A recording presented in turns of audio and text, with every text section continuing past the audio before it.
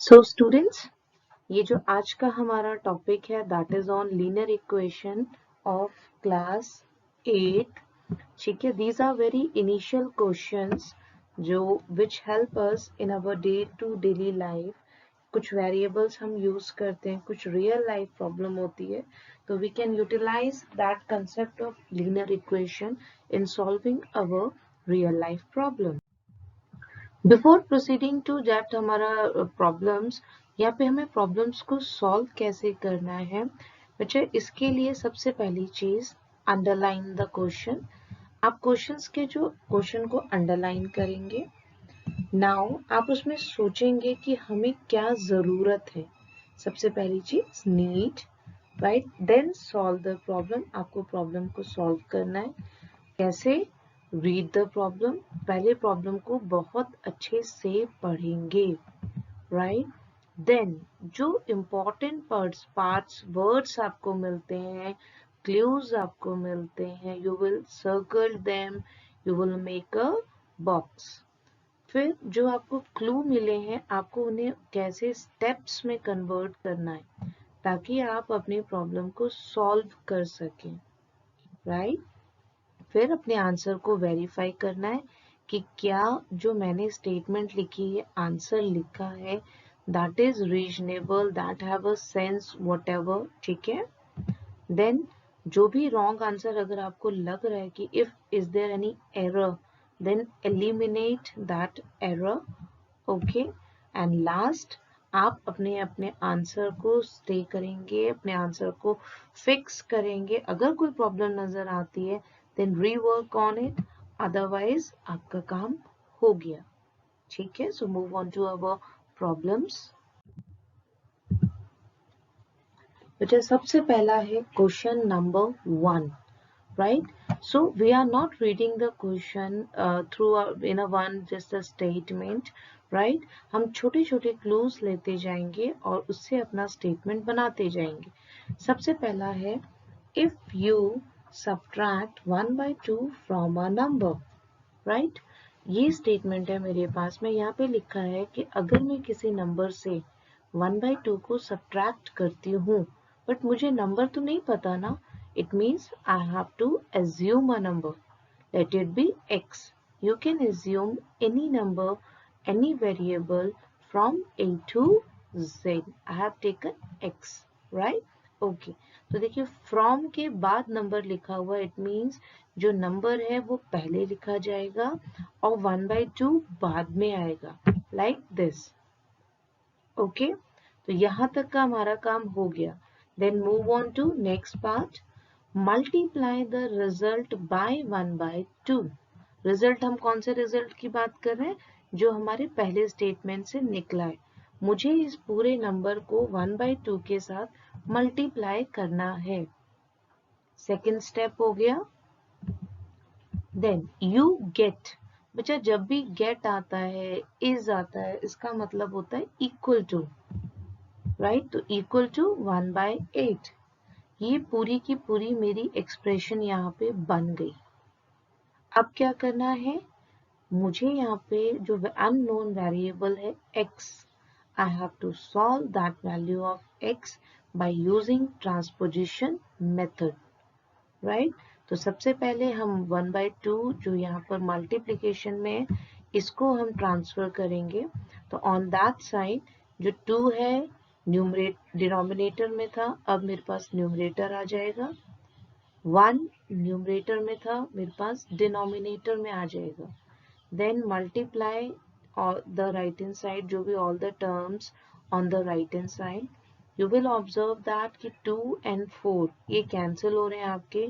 2 4 8 होता है, तो ये आपके पास सॉल्व होके ये आ गया। देन x ऐसे ही रहेगा, -1/2 को आप शिफ्ट करेंगे तो -1/2 when transpose to the right hand side ये बन जाएगा मेरे पास +1/2, राइट। तो अब बाय टेकिंग एलसीएम आप इसे सॉल्व करेंगे तो आपके पास आंसर आएगा 3/4। But you don't leave your answer here because in the first line we have assumed that na कि the some number is x, तो in the last line you have to write that the required number is 3/4, right? तो question number 1 and question number 13, right, जो आपका question number 13 है book का, वो भी बिल्कुल ऐसा ही है. So that's your homework. Move on to next question. अब मेरे पास जो क्वेश्चन है वो कुछ parameter, rectangular, length and breadth से डील करता है. तो सबसे पहला काम बच्चा, जो भी क्वेश्चन पूछा है ना उसको अंडरलाइन करते जाइए. In this question we have to find out length and breadth, right. तो इसका मतलब इन दोनों को मुझे एज्यूम करना है, राइट. बट अगर आप ध्यान दें बच्चा, यहाँ पे मैंने यहाँ पे ब्रेड्थ को x लिख दिया. अब आप कहोगे मैम आपको कैसे पता चला कि x जो ब्रेड्थ है उसी को x एज्यूम करना है, लेंथ को हमने क्यों नहीं किया, राइट. तो इसके लिए मेरा आंसर आपको यहाँ से मिलेगा. आपका एक स्टेटमेंट है यहाँ पे, सेकेंड लाइन में देखेंगे. ये स्टेटमेंट आपने कॉपी में नहीं लिखना है, ये सिर्फ मैं आपको समझाने के लिए कर रही हूँ. ये स्टेटमेंट मेन क्वेश्चन का पार्ट नहीं है, राइट. तो देखिए बच्चा, length is 2 meter more than twice its breadth. इसका मतलब the value of the length is depend upon the breadth, value of the breadth. जो वैल्यू होगी ब्रेड्थ की उसके साथ जोड़ करके लेंथ निकलेगा. तो that's why I assumed breadth as x, right. तो as I told you बच्चा, in mathematics is stands symbolized for equal to. then मेरे पास यहाँ पे है 2 more than, तो 2 तो नंबर हो गया, more than की जगह आ जाएगा मेरे पास प्लस.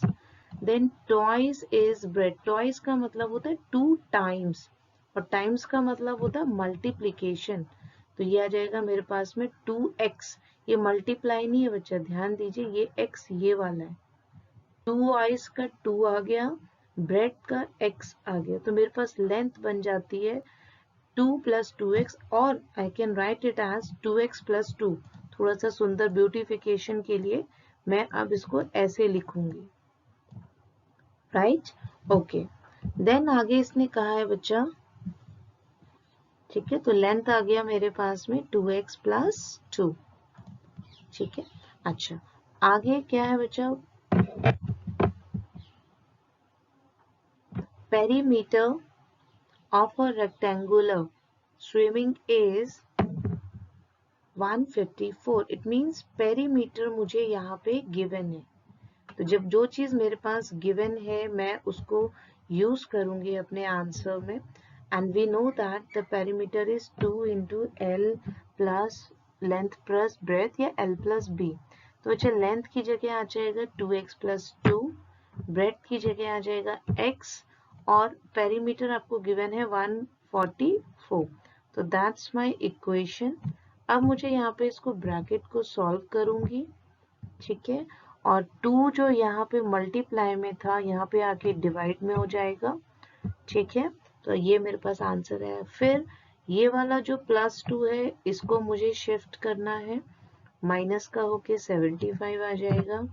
देन 3 जो यहाँ पे था मल्टीप्लिकेशन में है आपका, तो ये डिवाइड में चला जाएगा, आंसर आ जाएगा 25. And then again remember that ये भी आंसर आया है, मुझे लेंथ और ब्रेड्थ दोनों की वैल्यू चाहिए. तो x क्या आया मेरे पास में 25. इट मीन्स ब्रेड्थ तो आपको क्लियरली यहाँ से पता चल जाएगी 25 आ गई. व्हाट अबाउट लेंथ, तो लेंथ के लिए आपको क्या करना पड़ेगा, ये जो x है ना यहाँ पे आपको 25 पुट करना पड़ेगा. तो 2 × 25 एंड +2, तो 2 × 25 को आपने सॉल्व किया तो 50 + 2, आंसर आ जाएगा 52 meter, right. This is all about your question number 2.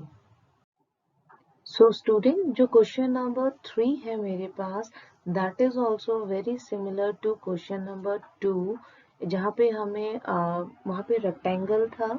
that but in question number 2 about the shape of geometrical shape जो हमें given है, that is your triangle. उसकी sides हमें पता करनी है, perimeter, कुछ remaining sides पता करनी एक बेस गिवन है और पैरीमीटर गिवन है, ऑलमोस्ट वैसा ही है। तो लेट्स कंसिडर ट्राइंगल। एक ट्राइंगल मैंने यहाँ पे आपका कंसिडर कर लिया है। जो जो चीजें गिवन है मैं उसको मेंशन करती जाऊंगी। जैसे बेस गिवन है 4/3, देन उसने कहा है जो रिमेनिंग इक्वल साइड, ध्यान दीजिए मेरे पास टू साइड्स रह गई हैं, this one and this one, तो these two sides are equal. इसकी लेंथ पता करनी है तो we will assume it x, मैंने इसको एज्यूम कर लिया आपका, ये दोनों आपके x के इक्वल आ जाएंगे, राइट। ओके, नेक्स्ट मुझे जो गिवन है वो पेरीमीटर गिवन है, 4 होल नंबर है एंड 2/15 इज अ फ्रैक्शन, ठीक है। तो आप एक काम करेंगे, यहाँ पे जो पेरीमीटर ऑफ अ ट्राइंगल जो है, ये मुझे पता है कि सम ऑफ 3 साइड्स होता है, राइट। तो पहली साइड होगी मेरी 1/3, देन प्लस x, फिर प्लस x, ठीक है। और ये किसके इक्वल होना चाहिए, इसके इक्वल।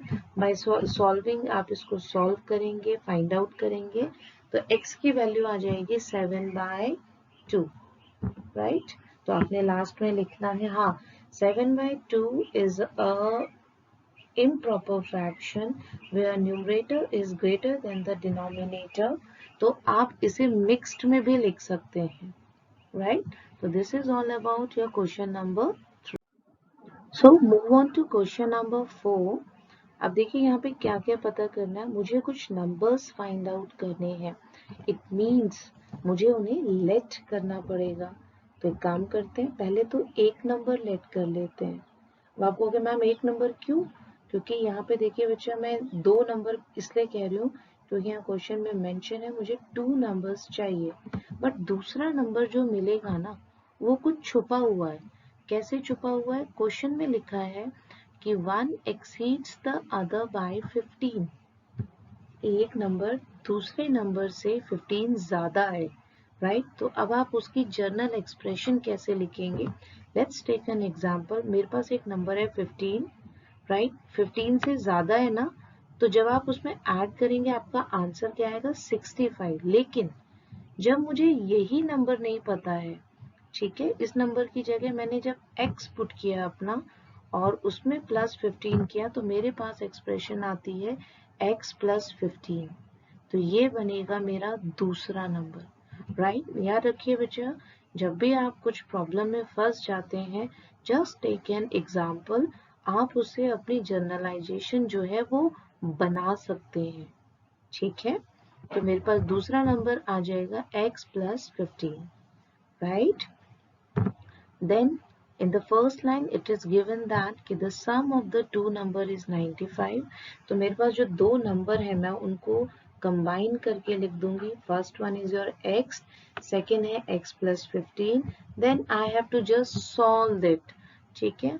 तो x और x हो जाएगा 2x, 15 ट्रांसपोज हो जाएगा तो माइनस का, फिर 95 से सब्ट्रैक्ट होके 80, 2 मल्टीप्लिकेशन में है तो यहाँ डिवीजन में आ जाएगा, 80 को डिवाइड करेगा देन 40। तो मेरा जो फर्स्ट नंबर है ये मुझे मिल गया है आपका 40। दूसरा फाइंड आउट करने के लिए just add 15 to the first number, it means 55। तो the required numbers are 40 and 55। Next, move on to question number 5. In question number 5, we have some ratios। तो जब भी रेशियो वाला क्वेश्चन है ना, आपने यहाँ पे ध्यान देना है कि ये रेशियो के साथ मुझे x लगा के लिखना होता है। तो जब मैं नंबर्स लिखूंगी तो मैं लिखूंगी 5x एंड 3x, राइट। तो मेरा पहला वाला जो ये फर्स्ट लाइन है ये कवर हो गई है। दैट कह रहा है कि दोनों नंबर के बीच का डिफरेंस जो है 18 है। ऑब्वियस है 5 इज ग्रेटर देन 3, तो इट मीन्स जो 5x नंबर होगा वो ग्रेटर होगा। डिफर बाय मतलब हमें इन दोनों का डिफरेंस निकालना है और वो कितना होना चाहिए 18। You can just simplify this, तो ये आ जाएगा 2x, 2 यहाँ पे ट्रांसपोज हो जाएगा डिवाइड करके x की वैल्यू 9। अब आपको ये दोनों नंबर फाइंड आउट करने हैं, ठीक है। तो 5x था मेरे पास, x की वैल्यू 9 आ गई है, तो मतलब 5 9 जा 45, ऐसे ही 3x तो 3 9 जा 27. तो the two numbers are 45 and 97. Question number 10 is also similar to this previous question. यहाँ पे number of girls and boys की ratio मुझे given है. तो जब भी ratio given होगी it means एक आ गया 7x, एक आ गया 5x. उन्होंने कहा है the number of boys is 8 more than the number of girls. तो वही दोनों में डिफरेंस निकालना है. x की वैल्यू आ जाएगी आपके पास. उस x को आपने जहाँ पे 7x और 5 के साथ मल्टीप्लाई करेंगे तो एक आ जाएगा 28, एक आ जाएगा 30. बट ध्यान दीजिएगा हमें बॉयज और गर्ल्स नहीं फाइंड आउट करने थे, यहाँ पे टोटल स्ट्रेंथ निकालनी थी. It means we have to add the boys and girls. It will gives you the total strength, right? Then question number 6. Question number 6 is little bit different from the just हमारे previous questions. यहाँ पे logic जो है वो थोड़ा सा बदल गया है हमें. तो सबसे पहले इसमें जो वर्ड है ना consecutive integers, let understand this word. Consecutive का मतलब होता है लगातार. Integers can be positive and negative. Let's take an example. मेरे पास we have some integers 5, 6 and 7, right? अब मुझे इसकी जर्नल फॉर्म बनानी है. जर्नल फॉर्म का मतलब होता है कि मैं इसे लिखूंगी कैसे. तो देखिए कैन आई राइट, मैंने 5 को 5 जैसा लिखा है, क्या मैं 6 को 5 की टर्म में लिख सकती हूँ? Yes of course. 5 + 1. क्या मैं 7 को भी 5 की टर्म में लिखा जा सकता है? यस, 5 + 2. तो एक काम करते हैं, 5 की जगह ले लेते हैं x. तो ये बन जाएगा मेरे पास x + 1. ये बन जाएगा x + 2. आप यहाँ पे n भी ले सकते हैं, कोई भी वेरिएबल आप यहाँ चूज कर सकते हैं. तो we have first integer, second integer and third integer. These are 3 integers. इसने 3 पूछे हैं इसलिए मैंने 3 फाइंड आउट किए हैं, राइट? तो हमारे पास फर्स्ट लाइन आ जाएगी, let the 3 consecutive integer be x, x + 1, x + 2. Then उनका एडिशन 51 है तो ऐड देम, सॉल्व करिएगा. लास्ट में आपके पास x की वैल्यू आ जाएगी 16. बट अभी हमारा आंसर नहीं निकला है. तो पहला नंबर x था तो उसकी वैल्यू तो आ जाएगी 16. दूसरा था x + 1, इसका मतलब आप 16 में +1 करेंगे तो 17. फिर है x + 2, तो 16 में 2 प्लस करेंगे तो 18. These are the numbers 16, 17 and 18. Question number 7 is also similar to the previous one, but यहाँ पे एक न्यू वर्ड है. कंसेक्यूटिव वर्ड्स जरूर है यहाँ पे, लेकिन यहाँ पे इन्होंने मल्टीपल ऑफ 8 भी किया है. तो सिंपली जब मैं कंसेक्यूटिव की बात करती हूँ तो आप में से कुछ बच्चे ऐसे करके फटाफट फॉर्मूला लगा देते हैं कि हाँ मैम ने बताया था कि लास्ट वाले के. लेकिन बच्चा अगर x जो है आप उसको फिक्स नहीं करोगे कि वो 8 का मल्टीपल होना चाहिए तो आपका आंसर गलत हो जाएगा. मान लीजिए x की वैल्यू 5 आ जाए तो अगर मैं 5 + 8 करूंगी तो वो तो 13 हो जाएगा ना. तो इसका मतलब मैं अब x को 8x से रिप्लेस करूंगी. तो मेरे पास ये जो 3 नंबर आए हैं ना, these are the consecutive integers but they are also multiples of 8. consecutive multiples of 8, right? तो मैंने यहाँ पे लिख दिया आपका 8x, 8x + 8, 8x + 16. देन वो क्या कह रहा है? सम. तो सम फिर से आपने ऐड किया, x वालों को एक तरफ ऐड करना है, नंबर्स को एक साथ, नंबर्स को आप शिफ्ट करेंगे, डिवाइड करेंगे, x की वैल्यू आ जाएगी आपके पास. अभी आंसर फिनिश नहीं हुआ है. पहला नंबर है 8x, तो 8 से मल्टीप्लाई करेंगे 36. तो my first number is 288. Then 8x + 8, इसका मतलब उसमें +8 करना है तो 296. फिर 16 प्लस करना है तो 394. तो मेरे पास first number 288, 296 and 304. These are my numbers. Next मेरे पास में क्वेश्चन नंबर 8 जो है वो भी बिल्कुल सेम वैसे ही है. तो बस थोड़ा सा वहाँ पे डिफरेंस है। कंसेक्यूटिव इंटीजर्स बोले थे हमने, तो हमने क्वेश्चन नंबर उसमें नोटिस किए थे कि हमारे इंटीजर्स ये हैं, तो you can just right the general form, हम इनको कहीं भी यूज कर सकते हैं। ओके, अब वो क्या कह रहा है कि मुझे इन्हें मल्टीप्लाई करना है 2, 3, 4 से। तो पहले को 2 से किया, फिर 3 से, फिर 4 से। देन वो कह रहा है इनका एडिशन 74 है, तो जस्ट ऐड देम, इनको ऐड कर देते हैं और इक्वल टू आना चाहिए 74। उसके बाद बच्चा बस आपने इनको मल्टीप्लाई करना है। 2 को x से किया तो 2x, 3 को x से किया 3x। हाँ, यहाँ पे कॉमन एरर क्या होती है बच्चे, बस अगर आपने यहाँ पे ब्रैकेट नहीं लगाई है, ठीक है, यहाँ ब्रैकेट और होनी चाहिए आपकी, तो कॉमन एरर क्या आती है यहाँ पे बच्चा, 3x से मल्टीप्लाई करता है लिख देता है, बस 3 को 1 के साथ मल्टीप्लाई नहीं करता, वो भी आपने ध्यान रखना है। ऐसे ही 4 को x के साथ 4x, 2 के साथ 8, बस x की टर्म्स कंबाइन कीजिए, नंबर्स कंबाइन करिए, सॉल्व करिए और x की वैल्यू निकालिए। ये x की वैल्यू है। उसके बाद आपको नेक्स्ट जो कंसेक्यूटिव नंबर्स हैं वो भी फाइंड आउट करने हैं। सो स्टूडेंट्स, क्वेश्चन नंबर 9 और जो हमारे नेक्स्ट क्वेश्चंस हैं those are based on the concept of age. ठीक है, तो सबसे पहले हमें वही ध्यान देना है, रेशियो गिवन है, रेशियो गिवन है, इट मींस इसे x एज्यूम करेंगे।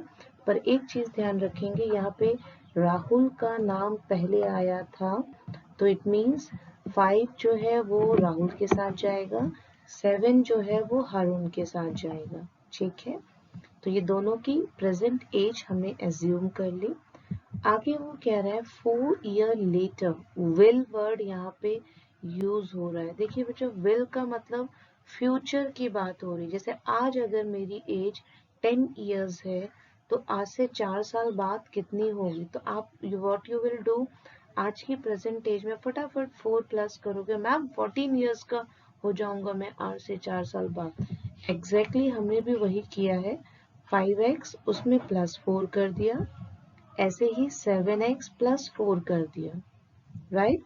आगे इसने मुझसे कहा है कि आपका जो सम उनका जो सम है, ठीक है, वो 56 हो जाना है, तो ऐड देम, राइट। तो जब आप उन्हें ऐड करेंगे तो मेरे पास ऐसे आएगा, x की वैल्यू एक साथ, नंबर एक साथ, ट्रांसपोजिशन करके आपने x की वैल्यू फाइंड आउट करनी है।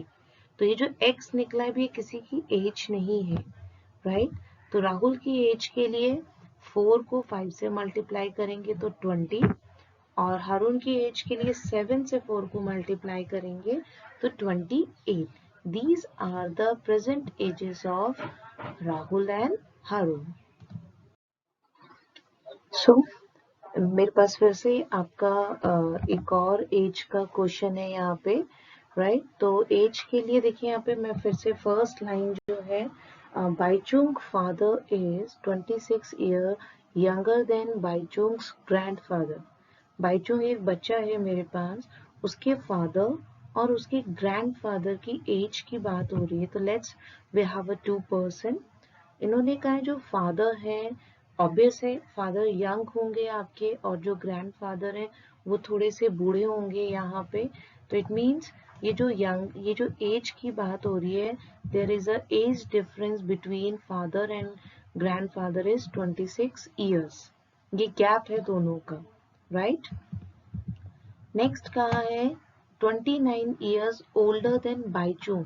जो फादर हैं वो बाईचुंग से 29 ईयर्स बड़े हैं, तो it means the gap between Bhaichung and his father is 29 years. तो अब जब हम एज की बात करेंगे, हम किसकी एज को एक्स एज्यूम करेंगे, तो एक काम कर सकते हैं, या तो आप फादर से स्टार्ट, ग्रैंडफादर से स्टार्ट करिए, तो सारी एजेस आपकी माइनस में आ जाएंगी। And if you want to add addition, then start with Bhaichung, okay. तो हमने बाईचुंग जी को लिया है, यहाँ पे उनकी एज हो गई x। अच्छा, पापा उनसे बड़े हैं ना, इसका मतलब तो बाईचुंग की अगर एज 10 है उसके पापा उससे 29 बड़े हैं तो कितनी होगी 39। बट हमारे पास एक्सप्रेशन की बात करेंगे तो x प्लस 29। अच्छा ये तो अब बाईचुंग अपने ग्रैंडफादर से डील किया जाएगा। तो देखिए ये रहा बाईचुंग का x, पापा का हो गया 29 और इन दोनों का 26। तो ये पूरा गैप जो है वो इसके और इसके ग्रैंडफादर की एज में आ जाएगा। क्लियर है? ओके। नेक्स्ट उसने कहा है इन सब की जो एजेस है उनका सम 135 गिवन है, जस्ट ऐड ऑल देम। बच्चा इक्वेशन बनानी इंपॉर्टेंट है, सॉल्यूशन तो आप ट्रांसपोजिशन मेथड आपको आता है, आप इजीली फाइंड आउट कर सकते हैं। ठीक है, तो जब आप x की वैल्यू फाइंड आउट कर लेंगे ईच ऑफ देम, उसने कहा है इन तीनों की एज निकालनी है। इट मीन्स ये जो आपने x एज्यूम किए थे अब आपको इनकी एक्चुअल एज देनी है। तो बाईचुंग की x है तो वो 17 आ गई, पापा की 29 ऐड करेंगे और ग्रैंडफादर की आप चाहे तो x में 55 17 प्लस 55 लिख सकते हैं या फादर की एज के साथ 46 प्लस 2, जैसे आपको कन्वीनियंट लगे आप कर सकते हैं। अगर किसी ने यहाँ ऐसे लिखा है 17 प्लस, क्योंकि हमने वहां पे इन अबव इक्वेशन इसको x प्लस 55 एज्यूम किया है, वो भी सही है, तो भी आंसर आपका सही आएगा। तो this is the question number 11। बच्चा question number 12 is same as आपका एज का ही क्वेश्चन है वहां पे। तो यहाँ पे रवि एक बच्चा है, उसकी प्रेजेंट एज एज्यूम करनी है मुझे यहाँ पे, तो मैंने उसको x मान लिया। आगे कह रहा है 15 ईयर्स बाद। तो बच्चा 15 साल का मतलब बाद की बात, तो देखिए विल है तो याद रखिएगा आपने यहाँ पे प्लस यूज करना है, राइट? और अगर वॉज होता है तो we are going to the past, हम एज प्रेजेंट एज में से माइनस करते हैं। तो एज में हम इसको प्लस कर देंगे तो आ जाएगा x प्लस 15। ठीक है, अब यहाँ पे क्या कह रहा है ये कि जो एज है वो प्रेजेंट एज 4 टाइम्स हो जाएगी। ठीक है, किसकी? 15 इयर्स वाली एज से। लेकिन ये जो 4 टाइम वर्ड यहाँ पे यूज हुआ है, 4 टाइम्स का मतलब 4 इंटू, तो ये प्रेजेंट एज के साथ मल्टीप्लाई होगा। ठीक है, कई बार कंफ्यूजन क्या रहती है ये टाइम्स हम किसके साथ मल्टीप्लाई करें। ध्यान दीजिए आज की एज छोटी है आपकी, अगर आपको उसे फ्यूचर की एज के साथ मैच करना है तो प्रेजेंट एज में मल्टीप्लिकेशन आपकी यहाँ पे होगी। ठीक है, जस्ट अब यहाँ पे वैल्यूज पुट कर दीजिए आप। आफ्टर 15 इयर्स आपकी एज थी x प्लस 15, प्रेजेंट एज हमारी x थी तो ये हो जाएगी 4x। यहाँ पे इसको आप सॉल्व कर लीजिए लीनियर इक्वेशन से, तो वैल्यू आ जाएगी आपकी 5। इट मीन्स रवि की एज प्रेजेंट एज जो है वो 5 इयर्स है। आप इसकी वेरिफिकेशन भी यहाँ पे कर सकते हैं। देखिए प्रेजेंट एज मेरी हो गई 5, 15 साल बाद अगर मैं एज वहां पे जोड़ूं तो मेरी होती है आपकी 20 इयर्स होती है।